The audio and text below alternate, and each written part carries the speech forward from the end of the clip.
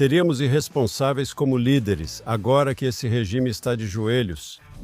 Temos que colocar o pé no pescoço, temos que apertar e conseguir um acordo que escapou de todos os presidentes americanos até agora. Não existe um bom acordo com os ayatollahs. Você percebe que mesmo conversando com você, eles gritam morte à América, morte a Israel, mostrando que não negociam de boa fé.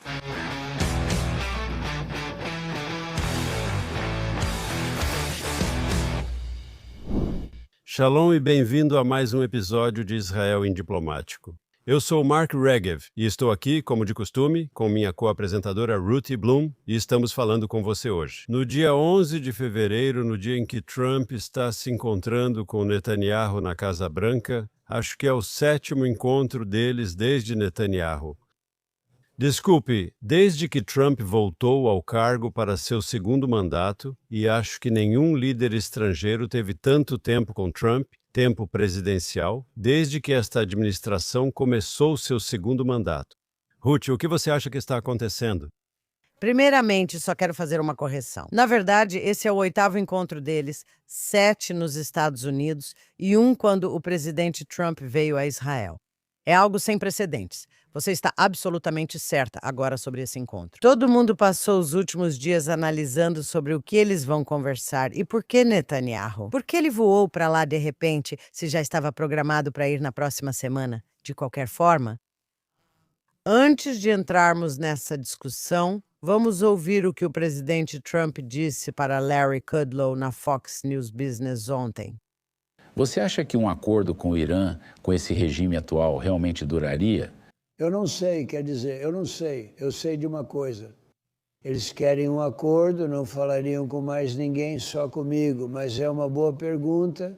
Muita gente diz que não e eu diria que prefiro fazer um acordo. Tem que ser um bom acordo.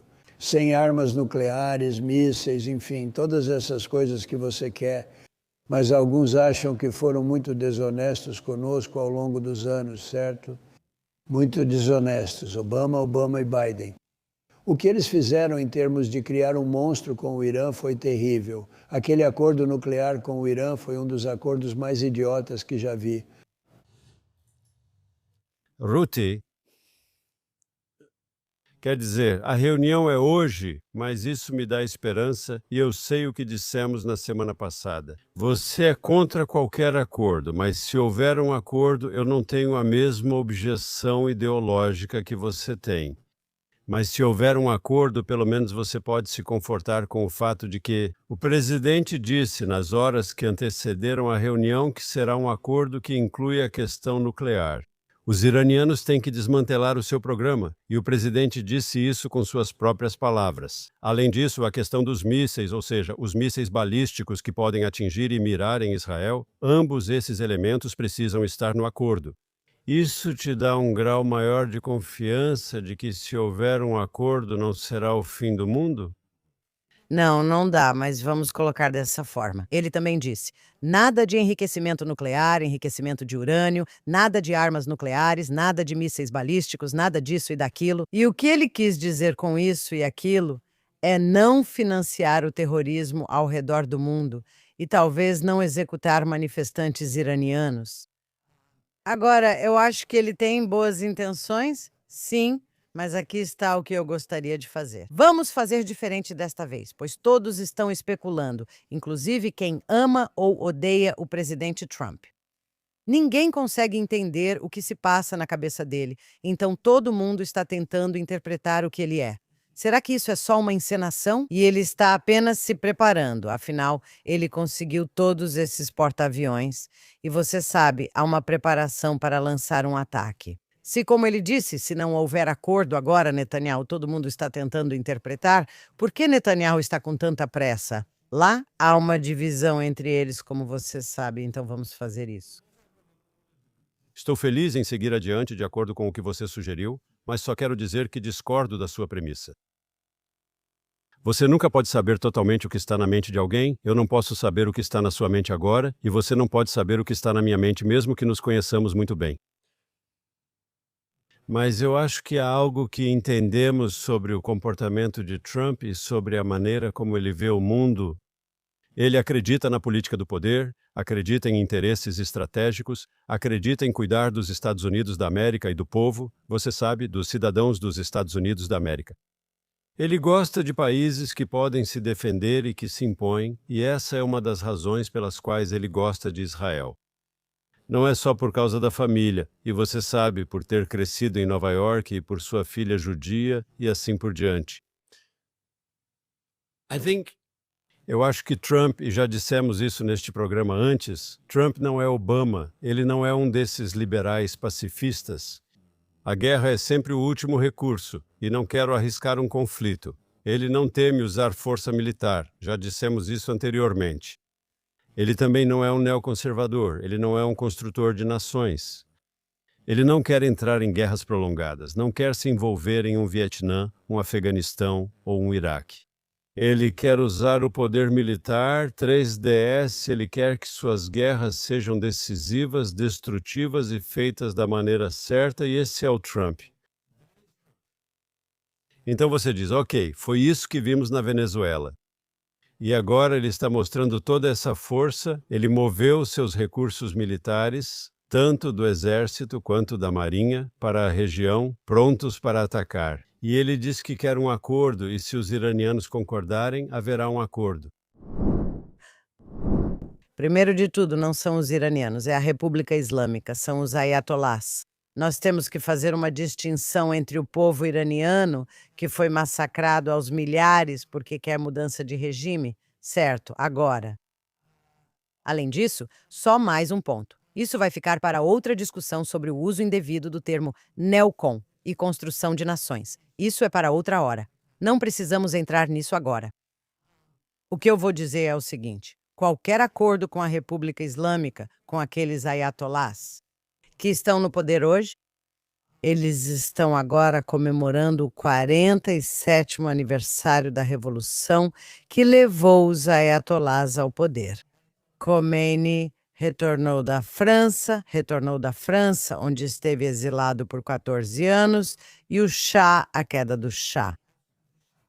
Agora, como eles estão comemorando, por exemplo, queimando bandeiras americanas e israelenses, gritando, exibindo mísseis balísticos, alguns dos quais têm fotos reais de generais dos Estados Unidos, e eles estão dizendo morte à América, morte a Israel. Agora, isso enquanto eles também dizem ao presidente Trump: sim, vamos nos encontrar novamente para fazer um acordo. Agora, obviamente, eles querem um acordo porque qualquer um será a favor deles. Afinal, porque seria vantajoso se eles não vão cumprir. Segundo, eles podem esperar o mandato do presidente Trump acabar, que ainda tem mais 3 anos. Ele ainda tem mais 3 anos pela frente. Terceiro, eles estão construindo mísseis balísticos com mais precisão, maior velocidade, maior alcance e assim por diante. Enquanto isso. E é por isso que eles estão dizendo: sabe de uma coisa? Nós estamos dispostos a discutir percentuais de enriquecimento de urânio. Desde então, Donald Trump deveria apenas ter dito: esquece. Mas nós sabemos que Steve Witkoff e Jared Kushner, que aliás já se encontraram com o primeiro-ministro Netanyahu, e todos eles se dão muito bem, etc. Mas eu acho que eles têm ilusões realmente tolas sobre o Islã radical e o regime em Teherã. Agora, o que eu gostaria de fazer, e vou passar para você. Nós conversamos sobre como poderíamos fazer uma espécie de dramatização e simulação sobre o que realmente aconteceu a portas fechadas entre Netanyahu e Trump hoje. Porque seja lá o que surgir, sejam quais forem as declarações públicas deles, não podemos contar com elas para realmente nos dar uma indicação se vai haver um ataque militar ou não. E mais um ponto é que todo mundo em Israel parece acreditar nisso. Netanyahu dirá ao presidente Trump: se fizer algum acordo, certifique-se de incluir mísseis balísticos, pois são uma ameaça existencial para Israel. Mas, por favor, não limite Israel. Se você fizer um acordo, não prometa aos ayatolás que esse acordo inclui impedir Israel de agir por conta própria. Posso argumentar? Antes de continuarmos, preciso argumentar de novo. Você chamou a ameaça dos mísseis balísticos de ameaça existencial. Ok, e eu acho que isso é um exagero. A questão nuclear é definitivamente uma ameaça existencial, na minha opinião. Líderes radicais iranianos e outros líderes árabes já chamaram Israel de um país de uma bomba só, porque, para o nosso público americano, geograficamente somos muito pequenos. Sabe, somos menores que Nova Jersey e temos mais ou menos o tamanho de Delaware, algo assim. É um país pequeno focado na grande Tel Aviv. Com algumas bombas nucleares, Israel poderia ser destruído, representando uma ameaça existencial.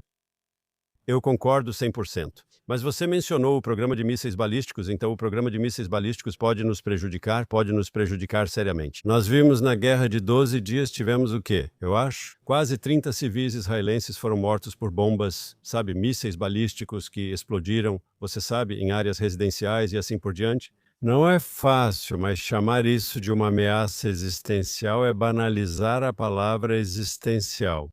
É como terrorismo, sabe? É como se já tivéssemos passado por essas coisas antes. É uma ameaça inaceitável. Temos que eliminar a ameaça, mas não é uma ameaça existencial. Tudo bem, entendi seu ponto. No entanto, tudo depende de quão precisos e de até onde esses mísseis podem chegar. Também sabemos que havia cartazes, mapas, colocados no Irã, com fotos do centro de Tel Aviv, da grande Tel Aviv, e, em hebraico, uma ameaça dizendo que as bombas estão vindo para vocês e assim por diante. Agora, como eu disse, vamos fazer um pouco de encenação, ok? Porque você é a diplomata e eu sou a não diplomata. Eu gostaria de dizer que agora eu sei disso. Aliás, o primeiro-ministro Netanyahu também é muito diplomático. Por mais duro que ele seja, ele certamente não quer enfrentar Trump. E não houve necessidade disso. Mas, exceto em casos como as relações com a Turquia e o Catar, há muitas coisas preocupantes e isso tem a ver com Gaza. Ele, antes de partir, antes de embarcar no avião para ir a Washington, ele disse, sabe que o que ele vai discutir inclui Gaza e outros assuntos, né? Sabe, o Conselho de Paz, questões regionais, mas que o Irã é realmente, nós sabemos, o Irã é a cabeça do povo. Então, aqui está o que eu vou dizer. Imagine a seguinte conversa onde Netanyahu, delicadamente e com muito respeito, ok, para não dizer, vai dizer para ele, presidente, senhor presidente, com todo o respeito. Não existe um bom acordo com o Ayatollah. Eles não vão cumprir um acordo. E como você apontou que Obama e Biden, eles causaram muitos danos, e Obama em particular. E o motivo é não porque o acordo fosse ruim por si só, mas porque eles não estão, o interesse deles é a hegemonia regional e global. E você sabe disso por meio de seus representantes. Você sabe que mesmo enquanto eles estão conversando com você, eles estão gritando morte à América, morte a Israel. Você percebe que eles não negociam de boa fé e não são confiáveis. Você mesma disse isso ao rasgar o acordo. E todos nós, ninguém gosta de guerra. Mas às vezes, como vimos na Segunda Guerra Mundial, como vimos depois de 7 de outubro, às vezes realmente não há escolha. E afinal, você prometeu ao povo iraniano que a ajuda está a caminho e eles não acham que isso signifique um acordo. Primeiramente, não acredito que Netanyahu diria essa última frase. Acho que isso é demais para um primeiro-ministro israelense dizer a um presidente americano. Vamos deixar essa parte de fora, não acho realista. Sobre a outra, Trump provavelmente responderia que temos uma opção militar. Desloquei esses recursos para a região? Sabe, estou pronto para agir, como diriam na infantaria, estou preparado e os iranianos sabem que estou preparado. Mas Bibi, ele diria isso ao amigo dele, certo? Nós temos a opção militar, mas a opção militar, você sabe como essas coisas começam, nunca se sabe como vão terminar, você nunca sabe exatamente o que vai acontecer. Os iranianos enfrentam grande pressão atualmente após recentes problemas internos. Do ponto de vista deles, o regime deles está sobrevivendo no momento em um gelo muito fino, certo? A economia deles está desmoronando, eles estão fracos, estão vulneráveis. Nós temos influência que não tínhamos nesta época no ano passado e definitivamente não tínhamos há 3 anos. Agora estou usando a influência militar combinada com a influência interna e econômica, tudo isso. Nós vamos conseguir um acordo agora? Agora não tenho ilusões de que Trump vá contar a Netanyahu sobre a natureza desse regime. Eu sei que eles mentem e enganam.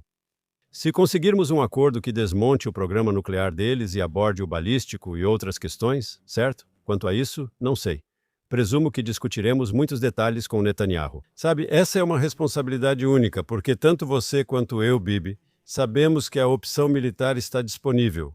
Mas não é um desfecho simples e imediato, certo? Sabemos que uma opção militar tem todo tipo de variável e nunca podemos ter certeza. Você começa algo e nunca tem certeza de como vai terminar e qual preço vai pagar. Se é possível conseguir um acordo, porque temos uma arma apontada para a têmpora deles. Sim, vamos fazer isso, Bibi. É disso que o mundo se trata. Esses são nossos inimigos. Não tenho ilusões. Eles estão fracos agora. Estão especialmente vulneráveis. Esta é a chance de fechar um acordo que é bom para a América, que é bom para você, Bibi, bom para Israel. Esta é a hora. Não haverá chance melhor de conseguir um bom acordo. Mas, senhor presidente, como você sabe, sendo uma famosa negociadora,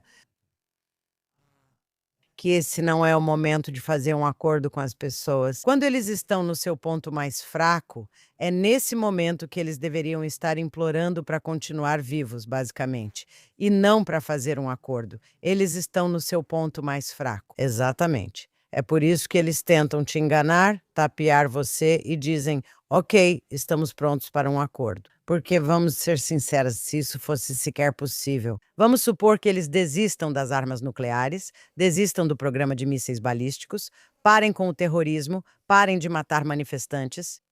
Eles não seriam quem são, não seriam o maior patrocinador estatal do terrorismo, não seriam os jihadistas que são, não seriam os xiitas fanáticos que são. Então é como, sabe, eu costumava dizer, se minha avó tivesse rodas, ela seria um ônibus. É impossível, isso não acontece. E a mesma coisa precisamos dizer sobre Gaza. Qualquer coisa que você diga, se eles concordassem com essas coisas, eles deixariam de ser quem são, então sabemos que isso é impossível, isso é uma coisa. Em segundo lugar, às vezes, sim, é verdade, você não sabe aonde a guerra vai te levar, isso é verdade, mas às vezes você não tem escolha.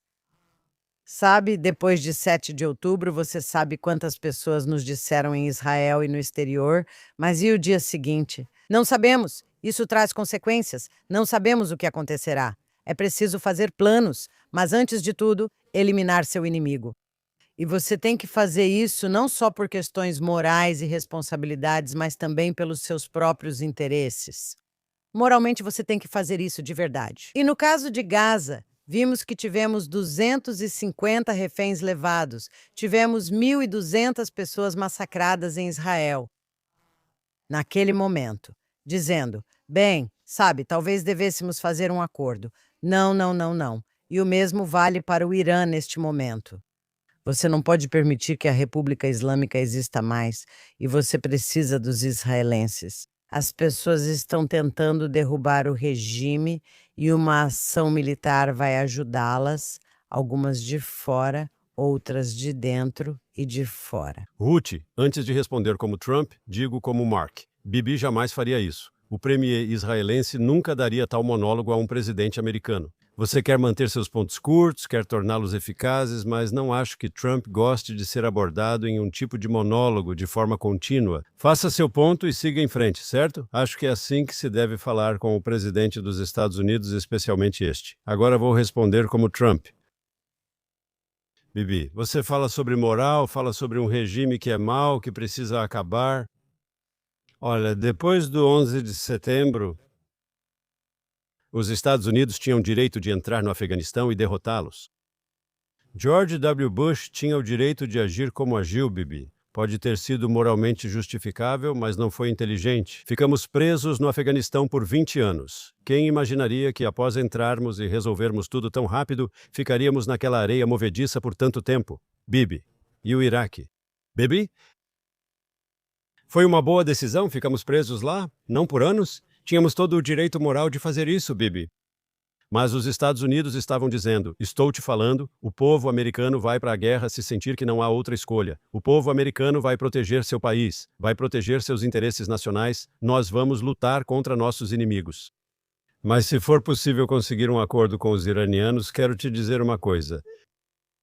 Se os iranianos não aceitarem o acordo que propus, se eles não concordarem em desmantelar o programa nuclear deles, se não concordarem em avançar na questão dos mísseis balísticos. O povo americano vai me apoiar se eu tiver que puxar o gatilho, eles vão apoiar porque saberão que eu tentei todos os caminhos diplomáticos disponíveis antes. Mas sem isso, cometer o erro que George W. cometeu, eu não vou cometer esse erro. Bibi, Com licença, você mencionou o Iraque. com licença, senhor, é com o presidente que você está falando. Tudo bem, você citou o Iraque. Israel disse o tempo todo para não ir ao Iraque, era o Irã. Israel disse o tempo todo que o Iraque era o alvo errado. E todas aquelas pessoas dizendo, sabe, a guerra do Iraque foi por causa de Israel. Não, não, não, não, Irã. Israel disse o tempo todo, Irã, Irã, Irã. E, aliás, eu venho dizendo isso há décadas. As pessoas zombaram de mim, disseram que eu era alarmista e tudo mais. Isso é uma coisa. Número 2. Não estamos esperando tropas americanas em solo iraniano. Não é sobre isso que tudo isso se trata. E os americanos viram o grande sucesso da Guerra de 12 Dias e do Martelo da Meia-Noite, sua participação com os bombardeiros B-2, um grande sucesso, mas não estava terminado. E isso é uma coisa. E a outra coisa é que você, quando diz, ok, se eles não fizerem um acordo, então teremos legitimidade, eu digo, ok, antes de tudo, você já tem legitimidade de qualquer forma. E, aliás, Mark, quando você me disse, primeiro-ministro, Netanyahu não falaria com Trump desse jeito. Ainda bem que não sou eu quem vai lá conversar com presidentes. Certo? Posso falar com você assim, Mark. Então esse é um ponto crucial. Mas outro ponto crucial é que os israelenses, sabe, ironicamente, os israelenses não são unificados na maioria das questões. Mas uma coisa que todos os israelenses entendem é que a ameaça do Irã ainda é muito potente e que os israelenses consideram legítimo que israelenses tomem uma atitude. A única questão sempre foi: nós temos as capacidades, temos interceptadores suficientes para quando o Irã retaliar ou quando ele iniciar ou agir preventivamente? Mas uma coisa é certa: muitos especialistas em Israel acreditam que, se demorar demais, ou se os Estados Unidos não quiserem fazer isso, Israel pode não ter outra escolha a não ser agir preventivamente e atacar os locais de lançamento de mísseis balísticos, se não também as figuras do regime. E nós sabemos que com todas as celebrações acontecendo agora na República Islâmica, adivinha quem não está lá? Ayatollah Ali Khamenei, que está em seu bunker. Posso responder ao senhor primeiro-ministro e dizer o seguinte? O senhor disse corretamente que minha Operação Martelo da Meia-Noite foi um grande sucesso, mas, para ser franco, foi realmente um grande sucesso. Porque foi um ataque cirúrgico com um objetivo específico, que era destruir instalações nucleares iranianas específicas. Alvos, mas instalações nucleares iranianas específicas foram eliminadas, obliteradas. No Martelo da Meia-Noite, o trabalho foi feito e tudo acabou em questão de horas. Quando você fala sobre mudança de regime e derrubar um governo, sabe, Bibi, você já esteve em guerra. É um objetivo muito mais amplo, é um objetivo muito mais difícil agora. Acho que, se quisermos que essa conversa seja produtiva, já te disse que minha preferência é por um acordo, um bom acordo, não um acordo ruim. Não vou cometer os mesmos erros que Obama cometeu, não vou cometer os mesmos erros que Biden cometeu. Quero um acordo que seja bom para os Estados Unidos e acredito que também será um bom acordo para Israel. Bibi, me diga o que precisa para esse ser um bom acordo, porque podemos conversar sobre isso até amanhã. Você não gosta, mas haverá acordo se os iranianos aceitarem agora. Falei hoje de manhã com Jared e Steve, eles estiveram com você ontem, eles disseram que você concorda, você disse que não. Sanções só serão suspensas após os iranianos implementarem, não basta assinar o acordo. A suspensão das sanções só vai acontecer quando eles realmente começarem a destruir sua infraestrutura nuclear restante. Concordo com isso. Vamos fazer com que esteja vinculado. Em outras palavras, só por sorrir e assinar, eles não ganham nada. Vai ser uma fase, um processo baseado na implementação. Você afirma querer agir de forma independente para proteger, e eu concordo com esse princípio e podemos declarar isso publicamente. Terceiro ponto, mísseis balísticos. Parte do acordo tem que fazer parte do acordo. E mais uma vez, as sanções, a limitação do levantamento das sanções, só acontecerão de acordo com a implementação. Há mais alguma coisa que você precise que eu possa incluir neste acordo? Mas se houver um acordo, os únicos que podem impedir que esse acordo aconteça são os iranianos. Se eles forem estúpidos, se não estiverem dispostos a negociar, sério, se não estiverem dispostos a aceitar um acordo, então haverá guerra. E então eu vou saber, e o povo americano vai saber que não havia escolha. Tudo bem, esse é um ponto excelente. Eu vou dizer isso, você está absolutamente certa. Se não for o Netanyahu agora, isso, com certeza. É fundamental dizer que você não pode amarrar as mãos de Israel caso isso não dê certo. Em segundo lugar, eu não estava dizendo que você precisa atacar para uma mudança de regime, isso cabe ao povo iraniano fazer. Eu estava dizendo que você precisa atacar os locais de mísseis balísticos, os locais de enriquecimento de urânio, os líderes da Guarda Revolucionária e da milícia Basij e os ayatolás. Para atingir o alvo, você faz ataques direcionados. Não é função dos Estados Unidos promover mudança de regime em outro país de jeito nenhum. Isso não é o que acreditamos, nem o que é possível, nem o que os americanos querem, e certamente não é o que América, em primeiro lugar, significa. O que isso significa é que você permite que o povo iraniano se liberte das pessoas que estão atirando neles. E para que eles tenham coragem e façam isso por si mesmos. Esse é o objetivo disso. De qualquer forma, de novo, sabe, boa sorte. Eu não acredito que exista algo como um acordo de boa-fé com os iranianos, digo, com os ayatolás, não com os iranianos. Eu acho que, de novo, eles não vão mudar sua natureza. E se mudassem, não seria um regime islamista. Então, a única questão é se ou quanto de coordenação haverá entre a Casa Branca e Jerusalém, quanta coordenação teremos. De quanto aviso você precisa e de quanto aviso nós precisamos. E quem vai atacar primeiro? Precisamos esperar ser atacados pelo Irã para agir? Essas são coisas que precisamos saber e precisamos resolvê-las rápido porque as coisas estão esquentando. E não parece que os ayatolás tenham qualquer intenção de concordar com nada disso. E caso concordem, não será de verdade. Meu pessoal e meus generais têm conversado com os seus, e gosto especialmente do seu chefe de gabinete, que me parece um general durão. O que faremos se houver uma guerra e teremos excelente coordenação? Excelente coordenação. Trabalhamos muito bem juntos, Bibi, sua equipe, minha equipe, meus generais e os seus. Se houver guerra, espero que seja ainda melhor do que antes. Será uma guerra bonita. Isso é exagerado demais, estilo Trump, bela armada e grande. Bellow. Mas talvez. Mas, Bibi, tudo bem, essa é a opção. Se os iranianos decidirem que não querem um acordo, se os iranianos forem estúpidos, e eles podem ser estúpidos. Mas se eles aceitarem um acordo, será só porque eu estou apontando minha pistola para a cabeça deles, você sabe, para a cabeça deles? Se eles concordarem com o acordo, Bibi, nós vamos dar uma chance se virmos que eles estão quebrando o acordo, e eu vou dizer isso publicamente se eles quebrarem o acordo. Todas as sanções serão aplicadas imediatamente e usaremos força militar se necessário. Israel tem direito de proteger seus interesses, mas, Bibi, precisamos dar uma chance para isso. Seríamos irresponsáveis como líderes agora, quando esse regime está de joelhos, quando esse regime está especialmente fraco, se não tentássemos conseguir algo através de pressão, diplomacia. Não tenho ilusões. Esses caras são malucos, esses caras, você sabe, mas se eles estão fracos agora, temos que colocar o pé no pescoço, temos que apertar e conseguir um acordo. Isso escapou de todo presidente americano até agora em suas negociações com o Irã, de todo presidente iraniano desde Jimmy Carter. Eu posso fechar o acordo, essa é a hora, quero que você faça parte disso, quero que você me ajude. Vamos conseguir um acordo, um bom acordo para todos nós. Mas se você remover as sanções, então a fraqueza deles vai se tornar a força deles. Você vai injetar dinheiro. Eles vão ter mais dinheiro para reconstruir todas as usinas nucleares deles de novo e avançar a todo vapor com seus mísseis balísticos. E você diz que eles fazem isso? O dinheiro deles para, sim. Veja o comportamento passado. Eles não permitiam a entrada dos inspetores em nenhum local.